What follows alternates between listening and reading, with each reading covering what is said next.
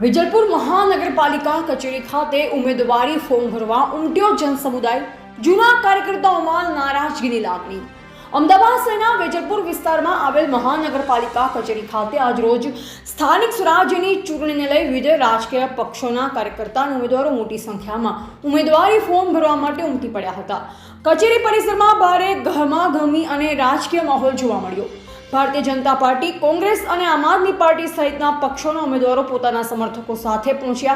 આ દરમિયાન કાર્યકર્તા દ્વારા ભારત માતા કી જય જેવા દેશભક્તિના નારા લગાવવામાં આવ્યા, જે કારણે સમગ્ર વાતાવરણ દેશભક્તિથી ગુંજી ઉઠ્યું હતું। ઉમેદવારે ફોર્મ ભર્યા બાદ મીડિયા સમક્ષ પોતાની પ્રતિબદ્ધતા વ્યક્ત કરતા જણાવ્યું કે તેઓ સમાજ અને દેશના હિતમાં સારા કાર્ય કરશે અને જનતાને કોઈ પણ પ્રકારની તકલીફ ન પડે તે માટે સતત પ્રયત્નશીલ રહેશે। પરંતુ આ સમગ્ર પ્રક્રિયા દરમિયાન પાર્ટીના કેટલાક જૂના કાર્યકર્તાઓમાં નારાજગી પણ ખુલ્લેઆમ જોવા મળી। ઘણા કાર્યકર્તાઓએ આક્ષેપ કર્યો હતો કે વર્ષોથી પાર્ટી માટે નિષ્ઠાપૂર્વક કામ કરવા છતાં તેમને ટિકિટ આપવામાં આવી નથી, જ્યારે તાજેતરમાં જોડાયેલા નવા ચહેરાઓને પ્રાથમિકતા આપવામાં આવી છે। જૂના કાર્યકર્તાઓએ જણાવ્યું કે અમે વર્ષોથી પાર્ટી માટે મહેનત કરી રહ્યા છીએ, છતાં અમને અવગણવામાં આવ્યા છે। નવા જોડાયેલા ઉમેદવારોને ટિકિટ આપવાથી અમારી લાગણીઓને ઠેસ પહોંચી છે।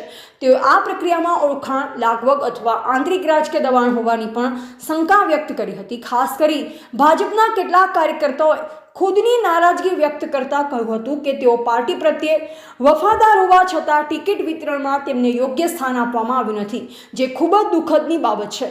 આ રીતે વેજલપુર ખાતે ઉમેદવારી પ્રક્રિયા એક તરફ ઉત્સાહભેર પૂર્ણ થઈ તો બીજી તરફ પક્ષાંતગત અસંતોષ પણ બહાર આવી રહ્યો છે, જે આગામી ચૂંટણીમાં રાજકીય સમીકરણો પર અસર કરી શકે છે।